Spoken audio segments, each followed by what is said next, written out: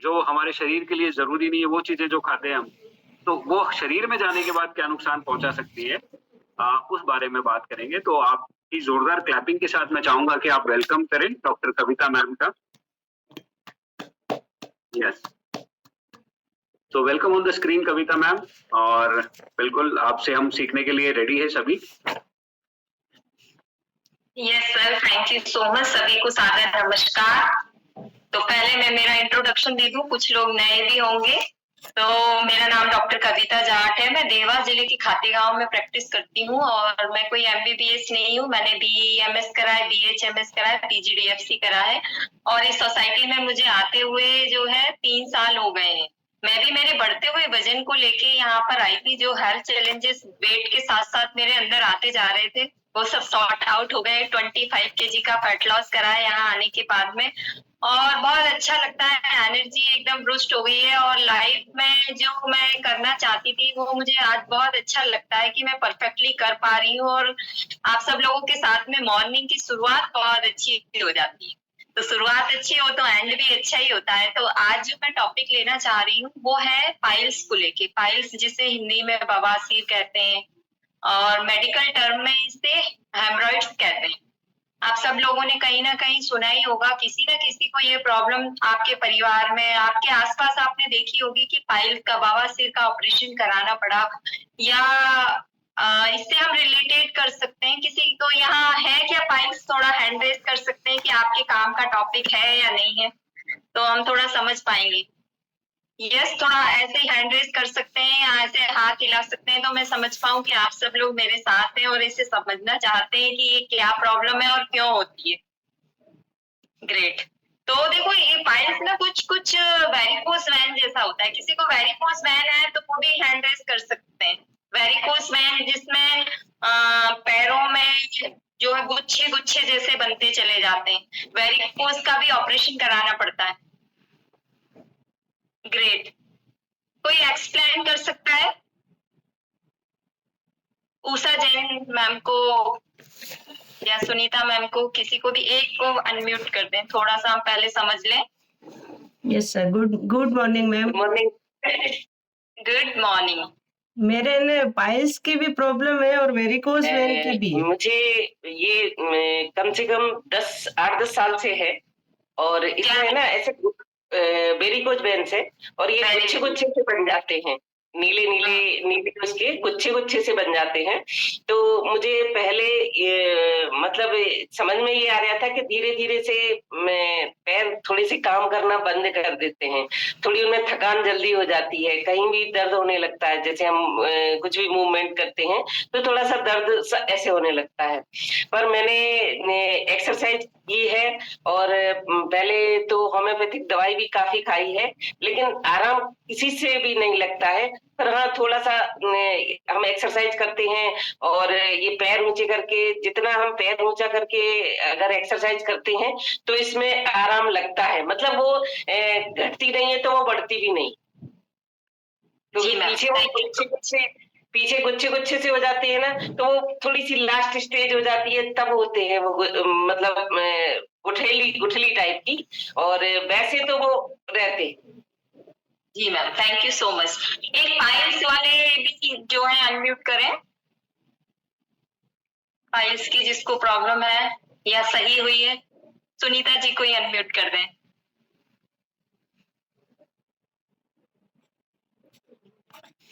नहीं हो रहा। Yes, good morning ma'am. मेरे पाइल्स की प्रॉब्लम में मतलब थी ऐसे, वो दोनों प्रॉब्लम थी, ब्लडिंग वाली भी थी और स्वेलिंग वाली भी थी।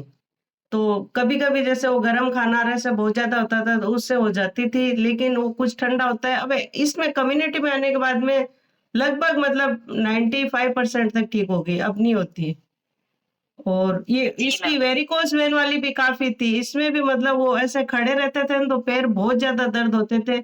अब वो एक्सरसाइज करते हैं जैसे ना, वो 90 डिग्री पर होल्ड करने से उससे मतलब वो भी 95% तक लगभग ठीक हो गई। अब वो वेरिकोस वेन वाली भी ठीक हो गई। और मेरी सिस्टर की थी, उनके है ना ऑपरेशन हुआ था, मतलब वो ब्लड है ना 4 पॉइंट तक हीमोग्लोबिन आ गया था, तो तुरंत वो एडमिट करवा के, वो मैं उसी टाइम उसके साथ ही गई थी, तो उसका देख के मुझे बहुत डर लगता था। उसके बाद मेरे यहाँ से ठीक हो गया लगभग बिना ऑपरेशन ही, अब पूरा ठीक है। Thank you so much. एक स्वाति मैम को भी कर दी, बहुत जल्दी ऐसे ऐसे कर रहे हैं, थोड़ा इनका भी सुन लेते हैं। Yes ma'am, thank you. मुझे भी पाइल्स की प्रॉब्लम थी मैम, इस कम्युनिटी में नहीं आई थी उसके पहले। बाकी जब से इस कम्युनिटी में आई हूँ, रेगुलर एक्सरसाइज, खाने पीने का ध्यान, न्यूट्रिशन, तो इन सब चीजों से मुझे बिल्कुल 100% मुझे फायदा हो गया है। जी ma'am, thank you so much. तो देखो, मेरा कहने का मतलब ये है कि ये Recording in progress. जो पाइल्स की प्रॉब्लम है ना, ये सिर्फ लाइफ स्टाइल डिसऑर्डर है और इसका मेडिकल टर्म में कोई इलाज नहीं है। इसका इलाज यही है कि पर डे हमें हमारी लाइफ स्टाइल में सही चीजों को लेना पड़ेगा, तभी ये चीजें ठीक रहती। अन्यथा इसका कॉन्स्टिपेशन या कह सकते हैं कि इसका कोई ज्यादा विशेष इलाज नहीं होता है। तो आज हम थोड़ा सा पाइल्स को लेके समझेंगे कि पाइल्स क्या प्रॉब्लम है और क्यों परेशान करता है लाइफ में, है ना। तो ये बहुत ही खतरनाक प्रॉब्लम होती है, जैसा मैम ने बताया ना कि ऑपरेशन भी बहुत ज्यादा खतरनाक रहता है और उसके बाद जो टेक केयरिंग करना बड़ा ऑपरेशन इस हो जाएंगे यदि हमें हमारी लाइफ।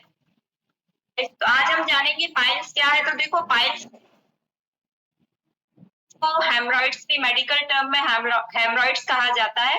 बेसिकली क्या होता है कि जो भी हम खाना खाते हैं ना, यहाँ से हम थोड़ा सा अच्छे से समझ पाएंगे आप लोग कि जो खाना खाते हैं ना, हम खाना पूरा हमारे मुंह से होते हुए लार्ज इंटेस्टाइन तक जाता है। तो लार्ज इंटेस्टाइन में जो लास्ट वाला पार्ट होता है उसे एनस कहा जाता है और उसके ऊपर रेक्टम होता है। तो जो लैट्रिन का जो रास्ता होता है ना, वहां पर प्रॉब्लम आ जाती है। जो लैट्रिन का रास्ता है वो चिकना होना चाहिए। आप सभी है ना अपने मुंह में टंग को फील करें, एक पतली सी लेयर है, एक ऐसे सभी फिराएं तो मैं समझ पाऊंगी, आप सब लोग समझ पा रहे हैं ठीक से। तो देखो, ये जो अंदर ये पतली सी लेयर है ना, इसे म्यूकस मेम्ब्रेन कहा जाता है और म्यूकस मेम्ब्रेन के अंदर वेंस होती हैं। अब हमारी स्किन में देखें, एक ये जो नजर आ रही है ना ब्लू ब्लू टाइप की, ये वेंस है। ये वेंस है ना, ये काय पे टिकी हुई है? ये मसल्स पे टिकी हुई है। मसल्स है ना, इसकी मसल्स जितनी मजबूत होगी ये वैन भी मजबूत होगी। तो जो लैट्रिन वाला एरिया होता है ना, जो एनस वाला एरिया होता है, जब हम अच्छा खाना नहीं खाते हैं, जब हमारी लाइफ स्टाइल ठीक नहीं हो, लाइफ स्टाइल का मतलब खाना पीना सोना, है ना, ये सही नहीं होता है, उस कंडीशन में क्या होता है कि जो लैट्रिन वाला रास्ता है वो सूजन आने लगती है। धीरे धीरे करके वहां की जो म्यूकस मेम्ब्रेन है, जो चिकनी सतह है, वो फटने लगती है, अपने आप खराब होने लगती है। कब खराब होगी? जब यहाँ पर कोई चीज फंसेगी तो खराब होगी, या बहुत ज्यादा कहीं ना कहीं से कुछ ना कुछ प्रेशर डाला जाएगा, तभी वो चीज फटेगी, क्योंकि पतली सी लेयर है वो फट जाएगी। तो अंदर जो वेंस है ना, उनपे प्रेशर आएगा और उनपे जब प्रेशर आएगा तो वो स्वेलिंग करने लगेगी, स्वेलिंग करने लगेगी और वहां का एरिया डिस्कम्फर्ट हो जाएगा। और इतनी खतरनाक प्रॉब्लम्स होती हैं कि जिन्हें हम बता भी नहीं सकते, है ना। तो जो हम इसको ऐसा भी कह सकते हैं, जैसा अभी मैम ने बताया ना, वेरिकोस वेन, ये जस्ट लाइक वेरिकोस वेन जैसे ही होता है। जो अंदर वेरिकोस वेन में जैसे गुच्छे पड़ जाते हैं ना, वैसे ही हमारे रेक्टम, हमारे एनएस वाले एरिया में ऐसे गुच्छे बनने लगते हैं, ऐसे गुच्छे बनने लगते हैं। ये गुच्छे क्या करते हैं, जब ये ज्यादा और ज्यादा प्रॉब्लम क्रिएट करने लगते हैं तो कुछ तो ब्लीडिंग करने लगेंगे या फट जाएगी। देखो, लेयर फटेगी तो ब्लीडिंग भी होगी। सडनली हम देखते हैं ना कि इसका हीमोग्लोबिन कम हो गया, बताते भी नहीं है लोग ठीक से कि क्या बताऊं अब मैं। इस प्रॉब्लम को छिपाते रहते हैं। छिपाने वाली कोई प्रॉब्लम नहीं होती, हम डिस्कस नहीं करेंगे तो हमें पता कैसे चलेगा कि ये प्रॉब्लम हमें भी हो सकती है ना। तो देखो क्या होता है कि ये जो वेरिकोस वेन है ना, ये इनमें से ब्लीडिंग आने लगता है, स्वेलिंग होने लगती है। देखो, स्वेलिंग, इन्फ्लामेशन के जैसे 5 साइन मैं हमेशा बताती हूँ ना। इन्फ्लामेशन का मतलब कोई चोट हमें लग गई, चोट हमें लगती है तो क्या होता है, सूजन आ जाएगी, लाल हो जाएगी वो जगह, हार्ट गर्म लगने लगेगी, वहां का एरिया ठीक से काम नहीं करेगा, फंक्शन उसका ठीक से नहीं हो पाएगा, इस तरीके के सिम्टम्स उसमें आने लगते हैं। ज्यादा यदि हो जाता है तो ब्लीडिंग भी होने लगती है उसमें से। तो ये लैट्रिन वाला जो एरिया है, जो सॉफ्ट होना चाहिए, जिसकी मसल्स स्ट्रांग होना चाहिए, वो वीक होने लगता है। वो वीक होने की वजह से, अब देखो रोज तो फ्रेश होने जाना ही पड़ेगा, रोज खाना खाते हैं, जो वेस्टेज है वही बाहर निकालना बहुत ज्यादा जरूरी होता है। जब वेस्टेज बाहर नहीं निकलेगा तो हमारी बॉडी ठीक से काम कर पाएगी क्या, है ना? किडनी खराब हो जाती है तो भी पेशेंट को जाना पड़ जाता है। ऐसे ही ये एनएस वाला एरिया भी सही रहना बहुत ज्यादा जरूरी है, अन्यथा हम जी नहीं पाएंगे, हम अपनी लाइफ को सरवाइव नहीं कर पाएंगे। इसीलिए डॉक्टर सलाह देता है कि अब आप ऑपरेशन करा लो, इसके अलावा कोई इलाज नहीं। क्या होता है कि ये जो वेरिकोज वेन है ना, धीरे धीरे स्वेलिंग होते होते लैट्रिन के रास्ते को, एनएस के रास्ते को ब्लॉक कर देता है, ब्लॉक कर देता है। एक हेल्दी एनएस को देखिए, एक अनहेल्दी एनएस को देखिए कि किस तरीके से धीरे धीरे करके उसमें ब्लॉकेज जैसे आने लगते हैं। अच्छा, ये ना इसकी स्टेजेस होती हैं, वो हम और देख लेते हैं, और थोड़ा सा इसका टाइप भी होते हैं। कुछ कभी कभी क्या होता है कि लैट्रिन के एनएस के अंदर की तरफ होता है, जो हमें दिखाई नहीं देता, बट लैट्रिन जाते टाइम हमें दर्द होता है। धीरे धीरे करके इंटरनल पाइल्स जो होते हैं उनमें से ब्लीडिंग होने लगता है। कुछ एक्सटर्नल होते हैं जो हमें दिखाई देते हैं। फिर धीरे धीरे क्या करता है, जो इंटरनल है ना, जो अंदर वाला है ना, वो भी प्रेशर डालने की वजह से, प्रेशर, अब रोज तो फ्रेश होने जाना ही पड़ेगा, प्रेशर डालने की वजह से धीरे धीरे बढ़ता चला जाता। अच्छा, पाइल्स ठीक क्यों नहीं होती? ठीक इसीलिए नहीं होती है क्योंकि रोज फ्रेश होने जाना है, और रोज फ्रेश होने जाना है तो एनएस का रास्ता चौड़ा होता है, वो मसल्स अपने आप खुलती है और वापस सिकुड़ती है। जब वो खुलती है, हम प्रेशर डालते हैं तो उससे वापस से ब्लीडिंग हो जाता है। अब आज नया कहा हो गया, कल तक वो बेचारा थोड़ा ठीक होता है, फिर कल और प्रेशर डाल दिया जाता है। इस कंडीशन में क्या हो, धीरे धीरे बढ़ते चला जाता है। इंटरनल हो सकता है, एक्सटर्नल हो सकता है, और इसकी स्टेजेस होती हैं। देखो, पहली स्टेज में थोड़ी थोड़ी प्रॉब्लम आना शुरू होती है। यदि हम उसे समझ लेते हैं कि ये प्रॉब्लम क्यों आ रही है, अरे प्रॉब्लम तो खाने से ही आ रही है, आपकी लाइफ स्टाइल सही नहीं है उससे आ रही है, यदि वहां उसने समझ लिया कि मुझे इससे आ रही, तो वो ठीक हो जाता है। पर यदि वो वहां यदि उसको नहीं समझ पाता है ना, तो वो सेकेंड स्टेज में जाता है। फिर सेकेंड स्टेज में जाता है, सेकेंड स्टेज में यदि वो रिवर्स हो सकता है, थर्ड फोर्थ में वो फिर ब्लॉकेज बहुत ज्यादा बढ़ जाता है। उस कंडीशन में उसको ठीक करना, ऑपरेशन ही कराना पड़ता है। तो देखो, आप लोगों ने ऐसे कुछ नाम सुने होंगे, पाइल्स, सीजर, फिस्टुला, ये सब एक ही भाई बहन, एक ही जैसे हैं। जैसे पाइल्स में तो अभी क्या हो रहा है कि वेरिकोज वेन टाइप के गुच्छे गुच्छे जैसे बाहर निकल आते हैं, तो उस कंडीशन को बोलते हैं पाइल्स। सीजर में क्या होता है, कट लग जाता है, टियर हो जाता है, ब्लीडिंग होने लगती है। वहां पर प्रेशर लगने की वजह से ये चीजें ब्लीडिंग होने लगती है। तो ये सब कंडीशन। एक फिस्टुला में क्या होता है कि वो कैविटी तो बंद हो गई, कोई अनादर कैविटी बन जाती है। जैसे रोज रोज प्रेशर लगाने की वजह से सेटिंग का रास्ता है ही सही, एक और रास्ता बन जाता है, उसे बोलते हैं फिस्टुला। आपने सुना होगा ना, फिस्टुला का ऑपरेशन हुआ उसका। फिस्टुला मतलब कि लैट्रिन के रास्ते के साइड में दूसरी एक ओपनिंग बन गई। अच्छा, इस कंडीशन को ना लोग समझते भी नहीं कि फिस्टुला क्या है। फिस्टुला में मेरे पास जो पेशेंट आते हैं वो बोलते हैं कि लैट्रिन की साइड में मुझे फोड़ा हो गया, फुंसी हो गई, और वो फोड़ा कभी ठीक नहीं होता है, उसमें कभी कभी पस आता रहता है, और बस क्या, वो एनएस जो लैट्रिन है वो धीरे धीरे करके वहां से निकलती रहती, कभी वो ठीक हो जाती, कभी वो वापस से हो जाता है। तो ये सब एक दूसरे के भाई बहन है। इन सब कंडीशन में हमें नहीं जाना है, हमारी फैमिली की टेक केयरिंग रखना है। थोड़ा सा हम समझें और डिटेल में कि हम और इसे कैसे अपनी लाइफ से दूर रख सकते हैं। So next. तो देखो, ये ज्यादातर प्रॉब्लम होती है। पहले थोड़ा सा सिम्टम्स और देख लेते हैं। सिम्टम्स ये, वहां पर स्वेलिंग आएगी, ब्लीडिंग होगी, दर्द होगा, बर्निंग होगी। अच्छा, जिन लोगों को है ना, उनको लैट्रिन जाने के बाद में 15-20 मिनट तो समझ नहीं पड़ती, इतना दर्द होता है, इतना खतरनाक वाला दर्द होता है। अब दर्द तो होना स्वाभाविक है, जब चोट लगती है तो हमें कैसा दर्द होता है, वैसा ही कुछ दर्द होता है, और पेशेंट है ना बेचैन हो जाता है एकदम।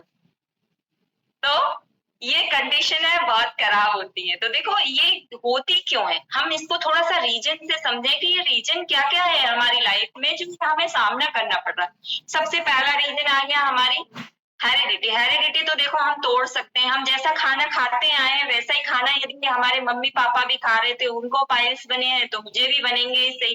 तो हम हमारी लाइफ स्टाइल को यदि मेंटेन कर लेंगे तो ये वहां से हट जाता है, कोई हेरिडिटी आगे तक नहीं जाती, ऐसा कोई ये जीन वाला मैटर नहीं होता है इसमें।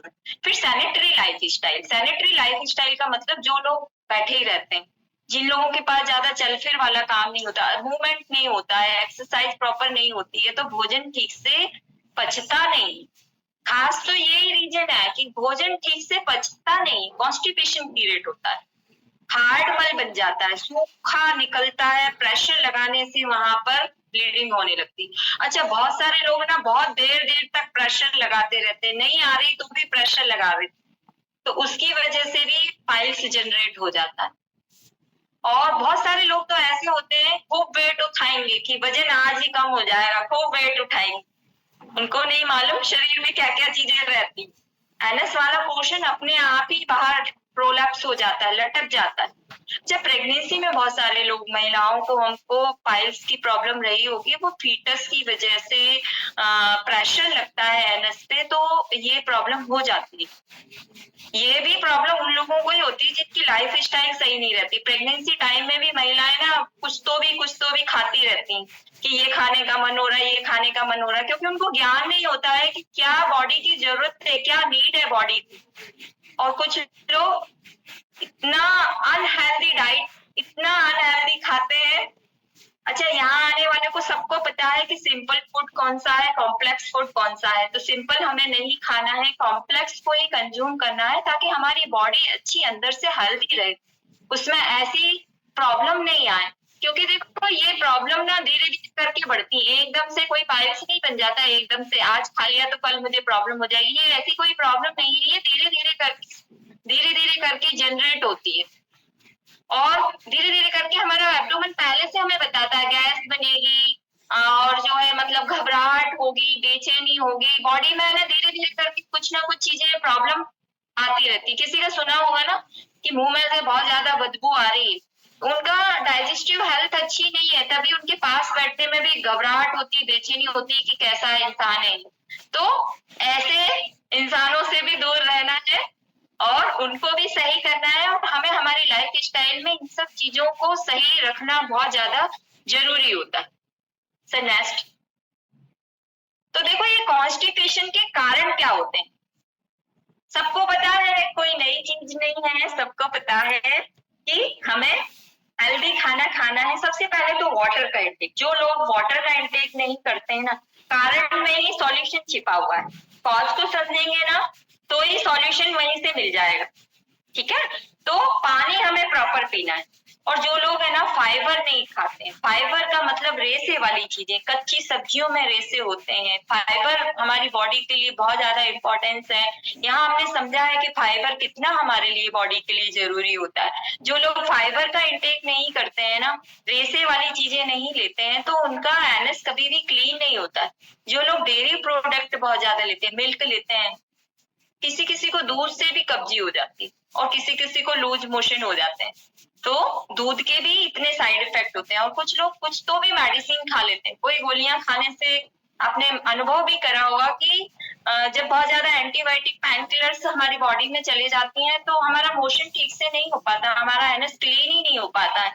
और कुछ लोग है ना बहुत ज्यादा शुगरी फूड, या अभी मैंने जैसे बताया कि कॉम्प्लेक्स फूड नहीं लेते हैं, और मतलब पिज्जा बर्गर और इस टाइप की अनहेल्दी जो लोग खाते रहते हैं, उन लोगों का एनएस क्लीन नहीं होता है, और धीरे धीरे करके वहाँ पाइल्स की प्रॉब्लम होती है। या जिन लोगों के इंटेस्टाइन के अंदर गुड वाला बैक्टीरिया नहीं है, स्मॉल इंटेस्टाइन के अंदर इकोलाई बैक्टीरिया पाया जाता है, जो हमारे भोजन को पचाने में हेल्प करता है। इसके लिए बताया जाता है ना यहाँ पर कि आप गुड वाले बैक्टीरिया आप कंज्यूम कर रहे हैं, रेगुलर बेस पे कंज्यूम करें, या दही खाएं भोजन में, या फर्मेंटेड फूड खाएं, क्योंकि ये इकोलाई बैक्टीरिया है जो हमारे भोजन को पचाने में हेल्प करता है। बट कुछ मेडिसिन या कुछ इस तरीके की चीजें हम यदि खाते रहते हैं तो ये बैक्टीरिया हमारी बॉडी से खत्म होने लगता है। जब ये खत्म होने लगता है तो भोजन पचता नहीं, अनपचा हुआ भोजन हमारे लार्ज इंटेस्टाइन में जाता है और अनपचा भोजन जब वहां से निकलता है तो वो टीयर कर देता है, फीजर वाली प्रॉब्लम आ सकती है, या धीरे धीरे करके पाइल्स बन सकता है, या प्रेशर लगाने की वजह से फिशुला बन सकता है। तो ये चीजें हो गई है बहुत ज्यादा। देखो, भोजन पचाने के लिए, हमारी गट हेल्थ के लिए हमारा शांत रहना बहुत जरूरी है ना। ब्रेन यदि शांत रहता है तो भोजन अच्छे से पचता है। हम नींद प्रॉपरली लेते हैं तो भोजन हमारा अच्छे से पचता है। पेट का रिलेशन हमारे माइंड से रहता है। नींद यदि पूरी नहीं होती ना तो सुबह फ्रेश होने की, जाने की इच्छा ही नहीं होगी, क्योंकि भोजन पचा ही नहीं तो वेस्टेज निकला ही नहीं, है ना। हमारी लार्ज इंटेस्टाइन में अनपचा हुआ भोजन जाता है और वहां से सिर्फ पानी का एब्जॉर्प्शन होता है। लास्ट वाला जो लार्ज इंटेस्टाइन होता है ना, वहां सिर्फ पानी का एब्जॉर्प्शन होता है, बाकी पूरा वेस्टेज वहां जाता है। अब वेस्टेज वहां भराया ही नहीं है तो जाएगी कैसे? तो इसके लिए हमारा ब्रेन का शांत रहना भी बहुत ज्यादा जरूरी होता है। या एक्सरसाइज सर्कुलेशन को बढ़ाती है, वहां सर्कुलेशन प्रॉपर नहीं हो रहा। अभी जैसा मैडम ने बताया था ना कि वो एक्सरसाइज प्रॉपरली करने लगी, लाइफ स्टाइल उनकी ठीक होने लगी, तो धीरे धीरे करके ये प्रॉब्लम ठीक होने लगती। वहां प्रॉपर उस मसल्स तक न्यूट्रिशन नहीं पहुंच पाता, ऑक्सीजन नहीं पहुंच पाता, जो हम खा रहे वो उस मसल्स तक नहीं पहुंच पाता। आप सभी को पता है ना, हमारा शरीर भोजन से ही चलता है। जैसा हम खाते हैं वैसे हम धीरे धीरे बनने लगते हैं, है ना। भोजन का डाइजेस्टिव हेल्थ का भी आप सभी को पता ही नहीं कि जो खाना खा रहे हैं हमारे इंटेस्टाइन में जा रहा है, इंटेस्टाइन से हमारे पोर्टल वैन, हमारा सिस्टम बना हुआ है, वो लीवर के पास ले जाता है। लीवर उसमें से जो जो न्यूट्रिशन आया वो न्यूट्रिशन डेवलप करता है, डेवलप करने के बाद में हार्ट को दे देता है। हार्ट सिर्फ पंप करके पूरे ऑर्गन्स तक पूरा न्यूट्रिशन पहुंचाता है। हमारे लंग्स उसमें ऑक्सीजन डाल देते हैं ताकि सारी क्रियाएं हमारी अच्छे से होती रहें। तो वहां उस मसल्स तक यदि हम प्रॉपर न्यूट्रिशन पहुंचाएंगे तो कभी भी ऐसे पाइल्स की प्रॉब्लम होगी नहीं, है ना। और थोड़ी छोटी छोटी चीजें हैं, यदि हम उनका बराबर हमारी लाइफ स्टाइल में ध्यान रखेंगे तो हम हमारे परिवार की टेक केयरिंग भी कर पाएंगे, क्योंकि अभी इतने पेशेंट बढ़ गए हैं इसके, बहुत ज्यादा। इतना हीमोग्लोबिन डाउन हो जाता है क्योंकि इसमें एकदम फास्ट टीयर हो जाता है, तो एकदम फास्ट ब्लीडिंग हो जाती है। तो हमें इन सारे कॉम्प्लिकेशन से बचना है। यदि शुरुआत हो गई है, थोड़ी बहुत शुरुआत हो गई है, तो हम इसकी टेक केयरिंग कर सकते हैं। टेक केयरिंग के आप पॉइंट नोट कर सकते हैं। जैसे शुरुआत हो गई है तो थोड़ा सा हमें देखो, सबसे पहले तो गुड वाले बैक्टीरिया, अभी मैंने बताया था, गुड वाले बैक्टीरिया यदि खत्म हो रहे हैं, सबके पास चाहिए भैया, ये सबको जरूरी, सबको पर डे प्रीबायोटिक सचेट ले लेंगे तो उसमें गुड वाला बैक्टीरिया चला जाएगा और हमें ऐसी प्रॉब्लम होगी ही नहीं।